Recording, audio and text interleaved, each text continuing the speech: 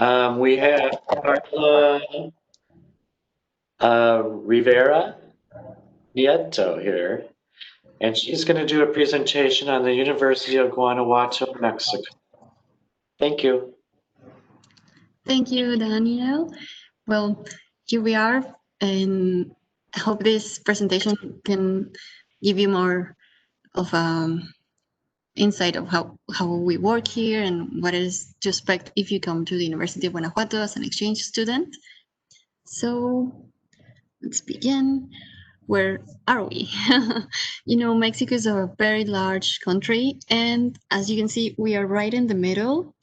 We actually have a geographic point of center point declared as such. So it's kind of an interesting fact about us that you could visit that place. And being in the middle makes us part of a very rich culture where all the Spanish were first arriving. So our buildings and our city is entirely colonial style. And here we have some small facts and figures about the university, where you can find the number of students and the fact that we do have a high school system as well. Not only we are a state university with all the programs, the undergraduate and graduate programs, but we also have two systems of high school that we are we created. And actually, some students from high school can have a special pass. They don't need to have an exam. Recently, it's a switch that we did so that more students could continue their education. And well, we have this number of student professors that are part of a national system of researchers. So that in Mexico is equal to quality, and we are kind of getting higher and higher in that sense. So as you can see, you will be in a very good environment for learning.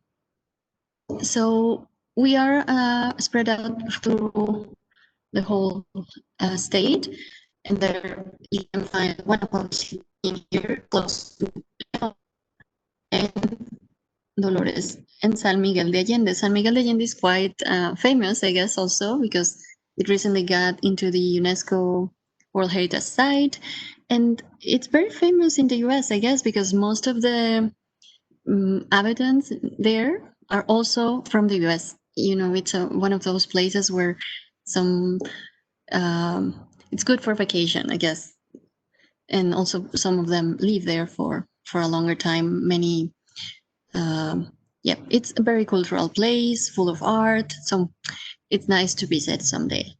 And here are all of the programs that we have in each of the campus. I will say Campus Guanajuato will be the best option for students to come from study abroad programs. And this is because we have a more comprehensive choices there. I mean, a more broader type of programs because it has everything.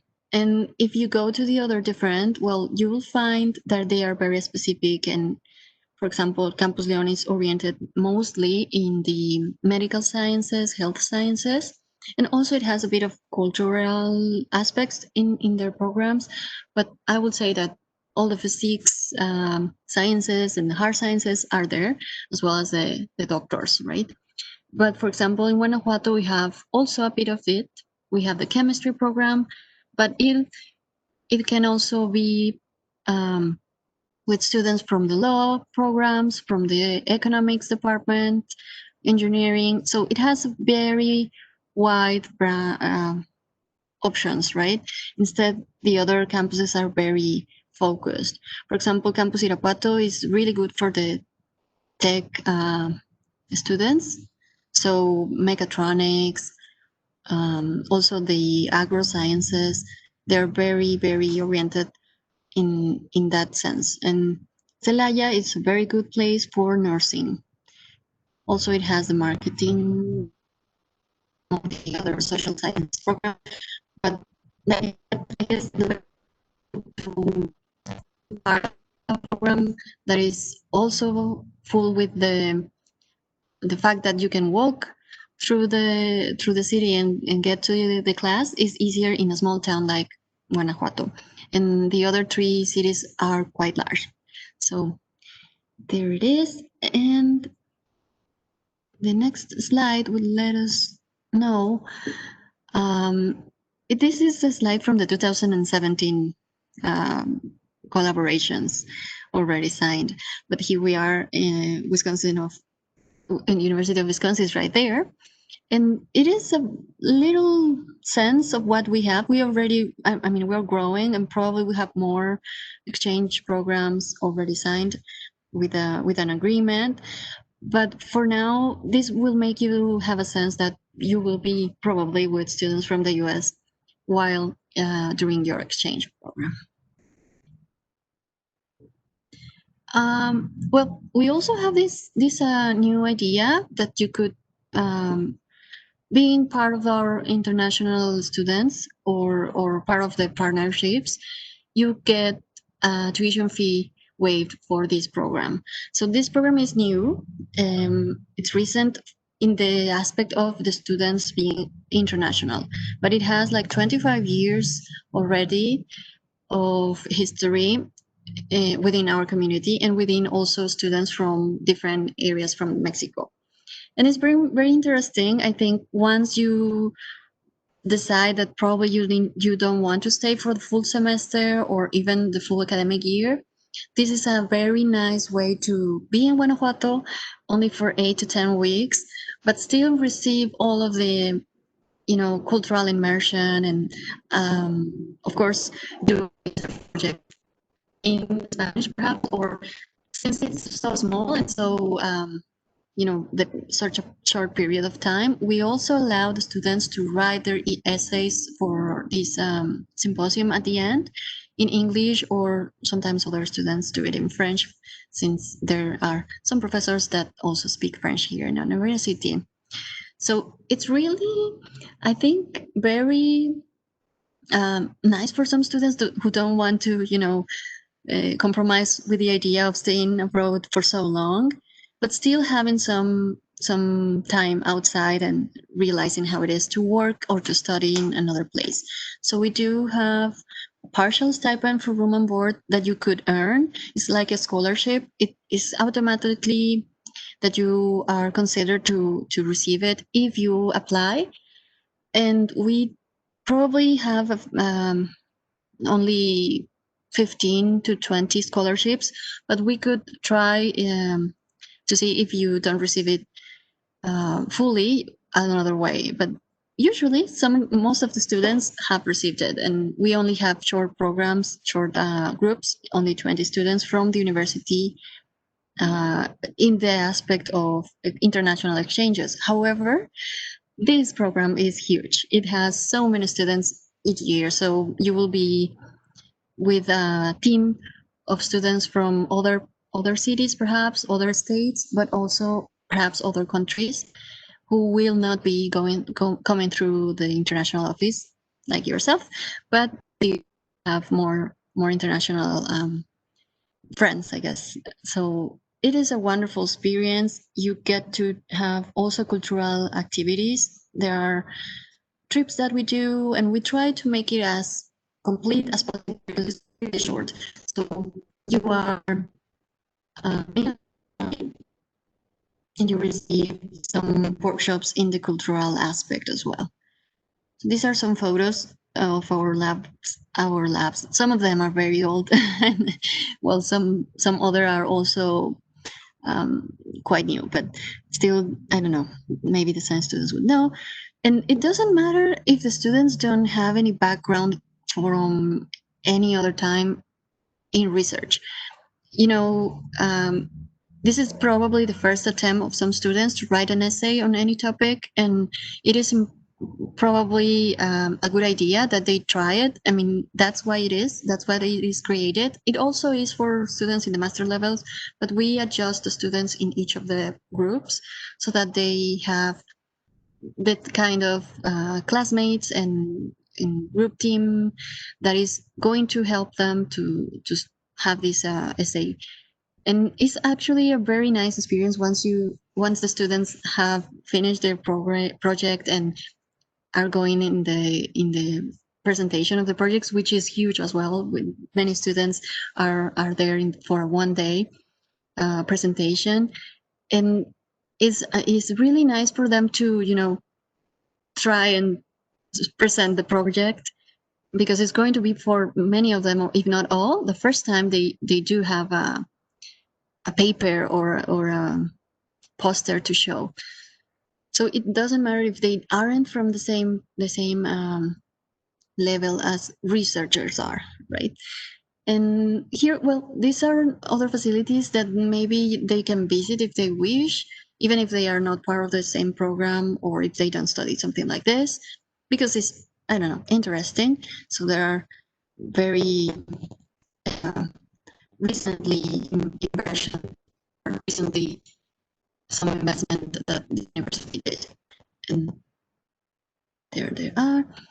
So another fact and figures slide about our way to incorporate international students to the university. Well, in general, I would say these numbers are in average always like this, but sometimes they are a bit higher or a bit lower. So the students coming from Whitewater will be in this part, our incoming students from each year. And where we are going to send students, they appear up there in the outgoing students. But still, we do have many other students, mostly from Latin America, in recently Congo, Africa, other places, India as well, where we have received international students who are going to complete their master's degree, or some of them even the undergraduate program. And it's growing, of course, because we are not it's hard because all of our programs are in Spanish, fully taught in Spanish. We don't have any program that is in English. So far there are only a few students who are brave enough to come and finish their degree here. And during the summer research program, we have received 65 students until now. But of course, the program, like I said, receives other students and many other. And we do have double degree programs. So basically, there are students from these nationalities every year. And of course, at the moment, we have closed all of our programs due to the current circumstances. But it is also certain that you have classmates that you will encounter in the university.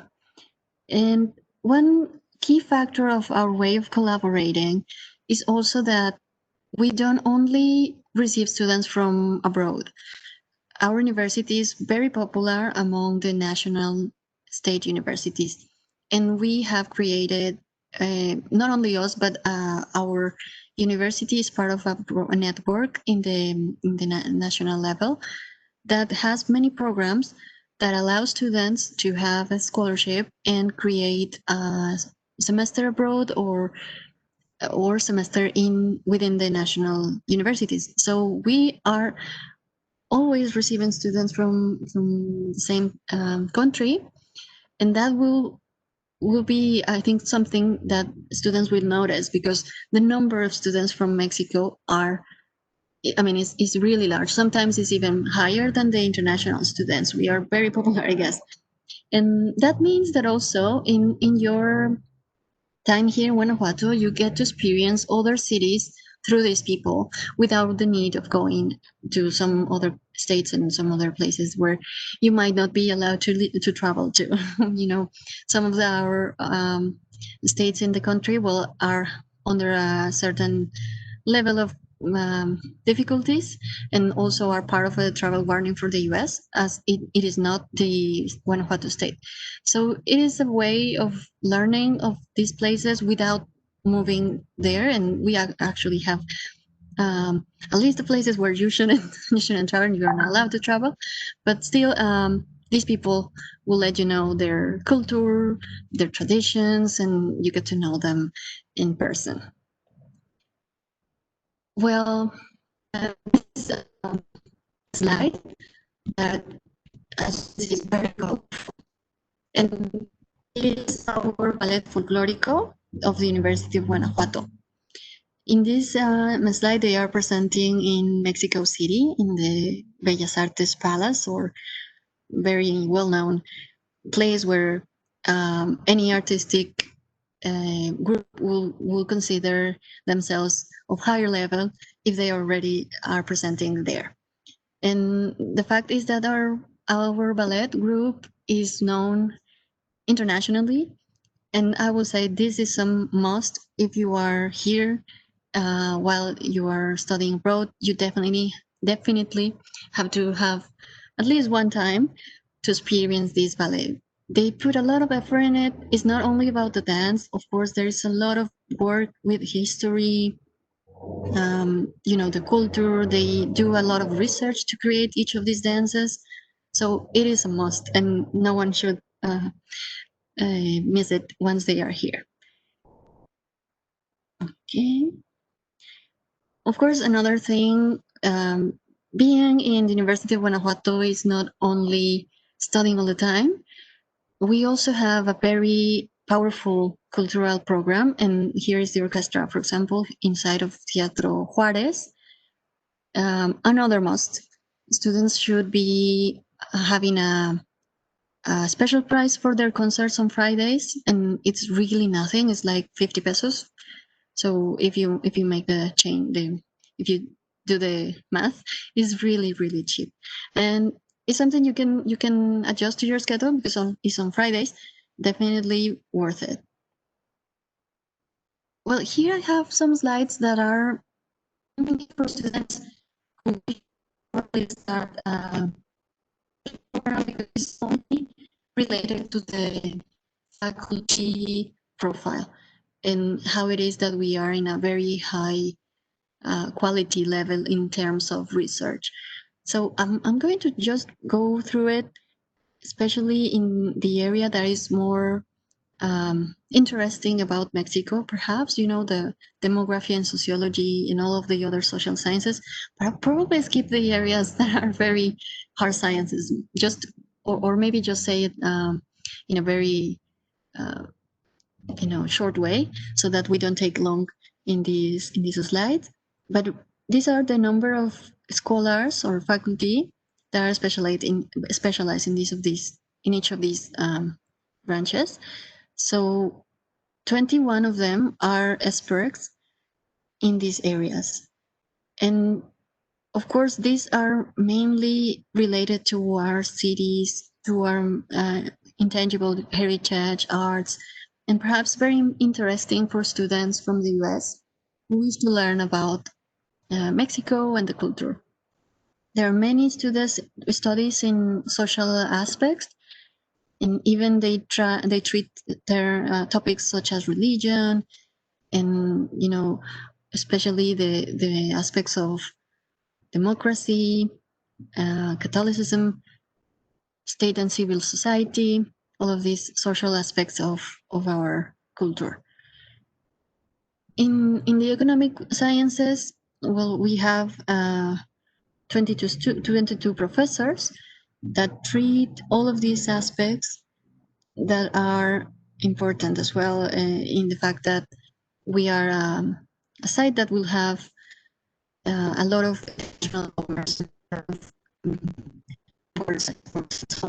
especially, for example, here there's aspects on the economics of natural resources, the agribusiness, the economic development models, and so on. So these are as well part of the studies that might be of interest for students coming from the US. And well, the social sciences is one part, but of course we are quite high ranked nationally in the fact of health sciences and life sciences. So there are several patents and aspects that our professors have got throughout the years. So, for example, there are specialized programs and 13 of our professors are working on, for example, neurosciences and occupational health and molecular biomedicine. The occupational health department, in fact, is quite growing. Is quite, I would say, famous because recently they are working with universities from the UK and establishing a lot of collaboration with other um, institutes that are studying the growth of population as well as the aging of population, and this is kind of important.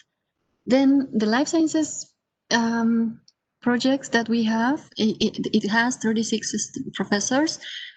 Biology is very strong within our community, so most of the professors who are part of these projects are also part of them in international and national groups of research. So also here at the university, there's more of medicine and the agronomy and veterinary sciences, where we also have 14 professors working in these aspects. For example, rabbit breeding, aquaculture, molecular biology, improvement of fruits, and so on. So probably students will be interested in conducting research for the master's projects or even their full master programs here. And we will have in these research strengths areas availability of master's and even PhD programs. Well, as you can see, that's where our higher number of professors is at, technology sciences and physics, because recently we have been promoting as a university and the investment is in these areas. I don't have much to say because obviously these are hard topics, but as you can see, there are several of them right there, and I've heard they are working very hard in those areas. And of course, there's chemistry, also with a very high level in research in nationwide, and 50 professors working in several aspects. Also part of the, well, actually, I would say that also our students, maybe I can go back. Yeah, our students in chemistry from the master's programs or the PhD programs have been very successful, and we actually conducted some interviews with them, and we have some small made at home because it was created at the university, a documentary with their lives and how they were uh, in other countries to study or to continue some research. For example, we had students who ended up in places such as France, in a very high ranked institute of research, or even some students going to the some other programs in Japan, for example, where they work for government research facilities and so on.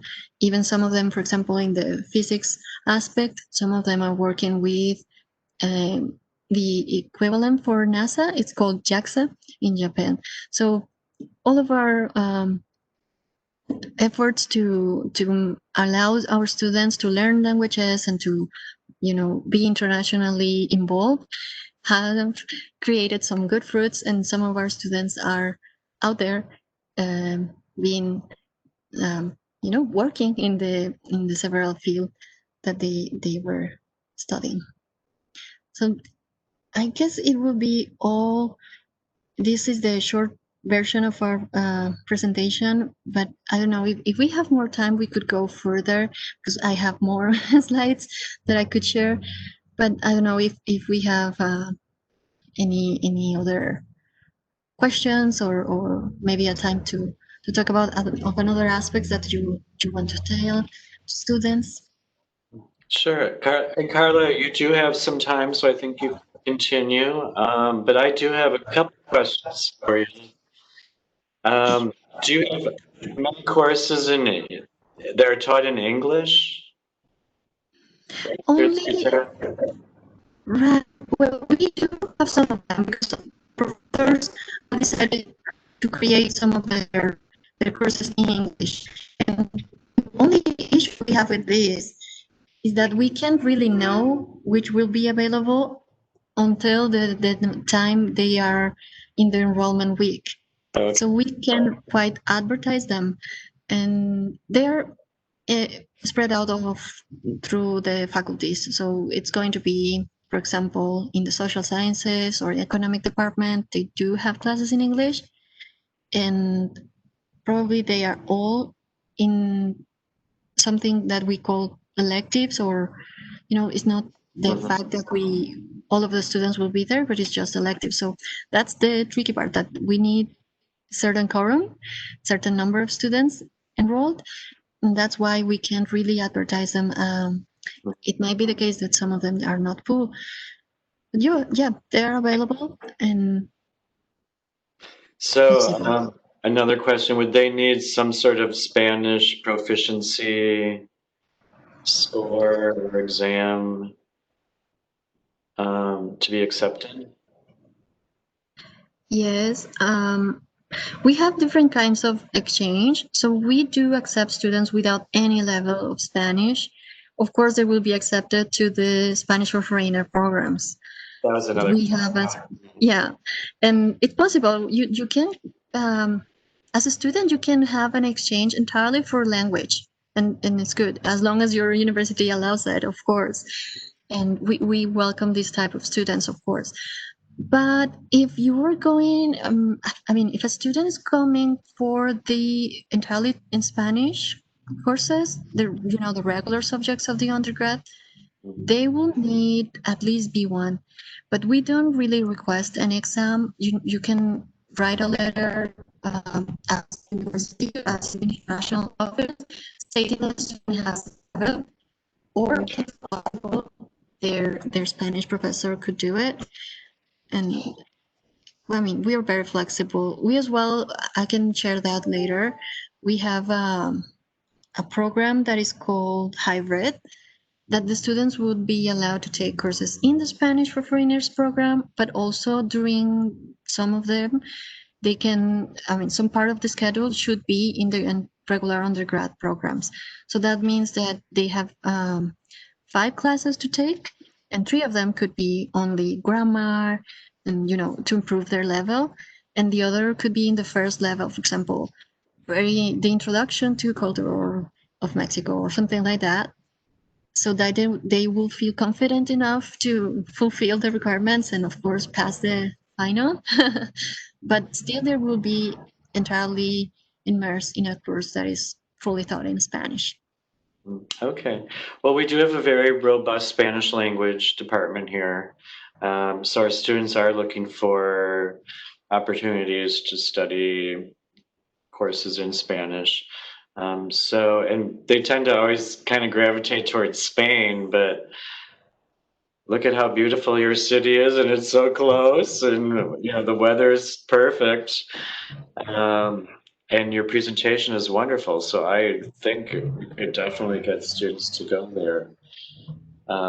Thanks. So I do have a question about your international student services. So do you have like an orientation or a welcome week or a buddy system or anything like that? Yep, yeah. So yes, we have. Well, it's supposed to be mandatory to be here because it's a welcome session, and it's not really, it's not about to have to be here because we say. But the fact is that it's really enjoyable. Some of the aspects that we do is that we set up outside in one of our patios in the main buildings, especially. We create an atmosphere that students enjoy. So we do have, of course, the protocol of learning of our general director, who visits sometimes and greets the students, a speech, all of that, all of the ceremony. But we also have a very nice ice break activity that we call the muestra cultural or cultural show. Yeah, that would be the translation. And the Mexican students who are also part of the program, all of those that I said that they're coming from the different states, they set up a little expo for the international students. And the international students are also allowed to put up their own booth if they wish, because sometimes it's harder, to take all of the things that you would like to show if you are coming by plane. But of course, if some of the students can carry some of the fun aspects of their cultures, of course, they're welcome to set up their booth. But the idea is that the Mexican students do sort of a party, and they have, food to have there or little snacks to show, to eat. And it really is a time to just be aware of the other and learn about the other culture, have a good lunch, and eat some very specific and traditional things that are sometimes weird. And part of the conversation is that because some of the things are never seen before out there anywhere else. It's really a nice time. So yeah, I encourage students to come here during that first meeting that we have. And perhaps sometimes we have the chance to invite one of our cultural groups. Sometimes it is a very small presentation of the ballet, or maybe some other music program that we also have. So it's really enjoyable. And the other aspects, of course, we need um, to have an orientation and to learn how to enroll and so on. So the other aspects are placed during the week. Each campus will set up their own program. Or probably the second day is going to be Campus Guanajuato, so that they know where are the deadlines for enrollment and so on, and other aspects that we collect from them. And for example, we try that during that first week, it's called the enrollment week for the rest of the regular students, that we are set up entirely, visa aspects, um, schedule aspects, searching for classrooms, things like. And there are a group of students who are called the body program.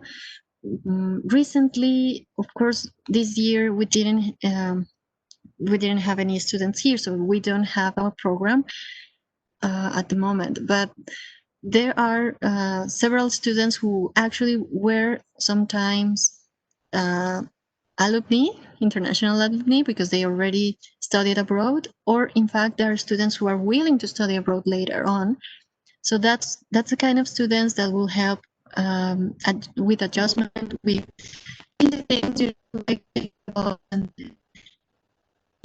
does it very well per se. They do have tools so that students know where to go, where is the classroom, especially.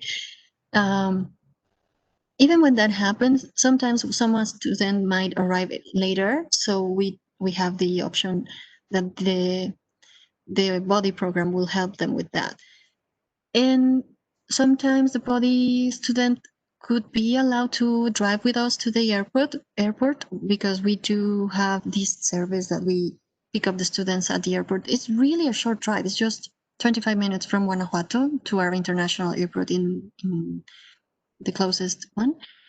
And well, sometimes it's better that they know each other, at the very, very arrival moment.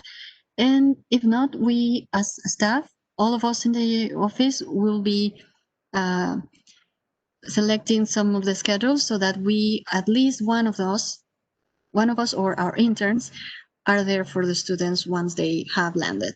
Because it's very important that you first see a very friendly face. You especially, well, in the US it's a very short drive, short flight, but you can tell that some of our students are tired, and sometimes it's better to have a friendly face right there. Well, Carla, thank you for your presentation and answering some of the questions that I had. Um, I think it would be a great fit for our students. So I do hope once the pandemic is under control that we can beef up our exchange and have students come visit and stay at your university and vice versa. So I appreciate you spending some time here today with us. And it's recorded, so we'll put it on our information throughout the week for the fair.